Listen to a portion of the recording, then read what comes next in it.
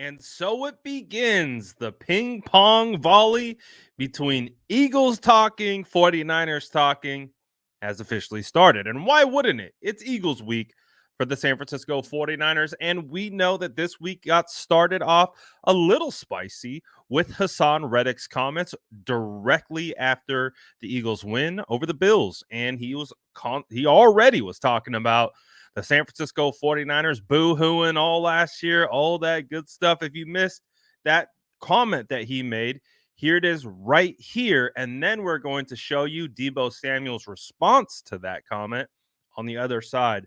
But right here, this is what started everything this week. Haason Reddick's comments after the Bills game.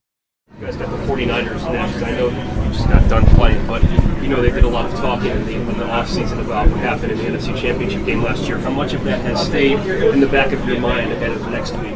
You know, as this season been going on, not much. Talk is cheap. You know, they get to come back in the link. It was a lot of boo-hoos last year, a lot of crying, a lot of what if, a lot of this, a lot of that. They get a chance to come back in here, line that up and prove it again. Now, I've, of course, reacted to this. We've done our whole kind of response situation, making videos about Haason Reddick's comments and all that kind of stuff. And it's some good old-fashioned football talk. I don't think there's anything really too off-the-wall crazy about that. Sounds like something another football player would say to another football player. But, of course, when that stuff is out there, all these 49ers players are going to be asked about those comments. So no surprise, Deebo Samuel goes on the Up and Adams show with Kay Adams every Tuesday to have his weekly spot.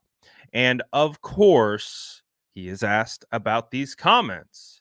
And I like the response that he gave. Take a listen at the whole interaction right here from Kay Adams' show, Up and Adams, with Deebo Samuel, and listen to what Deebo had to say about Haason Reddick's boo-hoo comments. Take a look right here.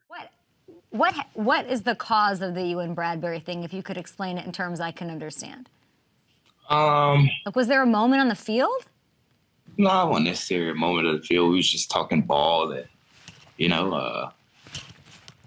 said what I said and, and they dragged it on or whatever, but whatever the case may be. But kind of like I said yesterday, like,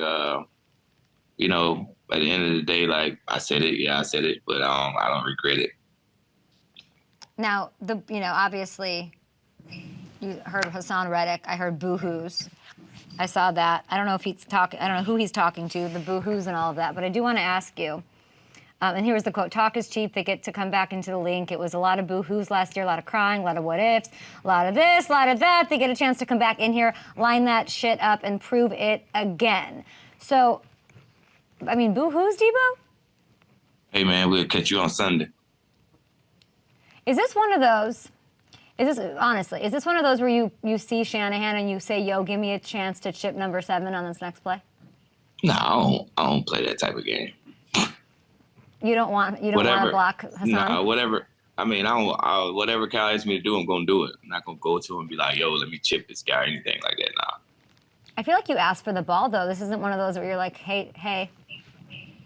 I'm not a guy that go in there. I'm not a guy that go in there and ask for the ball either. Like I think Kyle knows his personnel and he knows, what all his players are capable of, and he do a great job of sharing the ball around.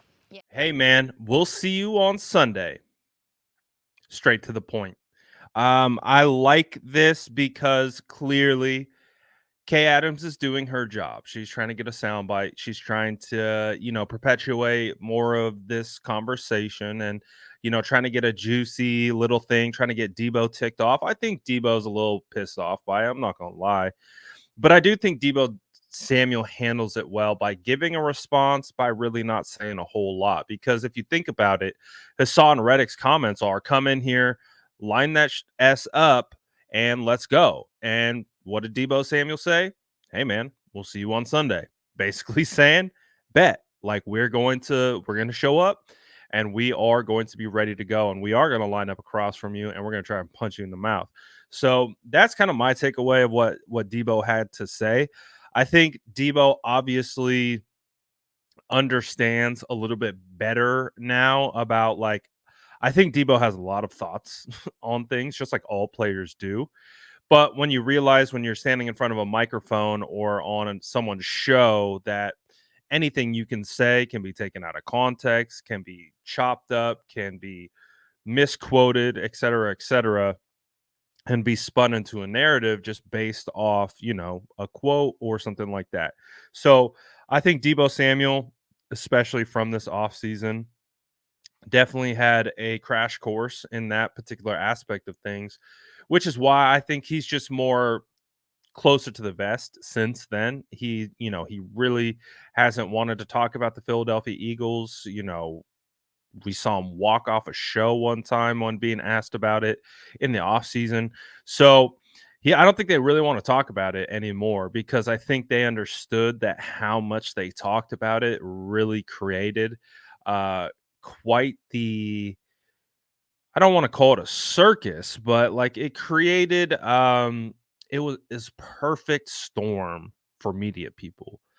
People like me making reaction videos and things like that. And I don't think that's their focus. Their focus is winning football games. Their focus is keeping everything in house, taking care of business, and going and putting W's on the board. So I think when it comes beyond that, I think they kind of have some reservation and hesitation from putting themselves in that position again, especially this week, with so much on the line with this game against the Philadelphia Eagles. So I got no problem with what Deebo Samuel said. I think it's straight to the point.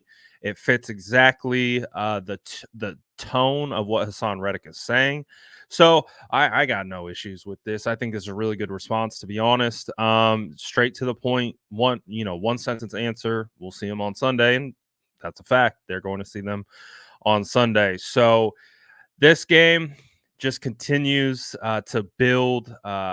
For me personally, this is the game that I circled on the schedule the second the schedule came out, went looking for it. And, I do think the 49ers are ready for this game. I think that would be an understatement, to be honest. They are absolutely looking to get after the Philadelphia Eagles. Big time redemption on the line just because of everything that's played out since that game, how that game happened. The 49ers want to get back there. And as someone who was in Philly, I was there for that NFC Championship game. I think the 49ers will take great pride in being able to quiet that entire stadium with their play on the field. So I think that's really the mindset this week. I think they're locked in. I think they're focused. I think they're motivated and energized and ready to go.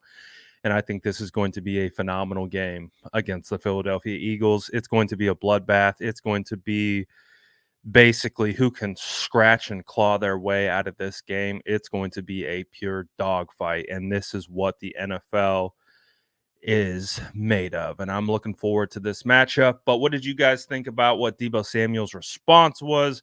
What do you think about all the talk kind of back and forth that's kind of percolated in the media these last couple of days?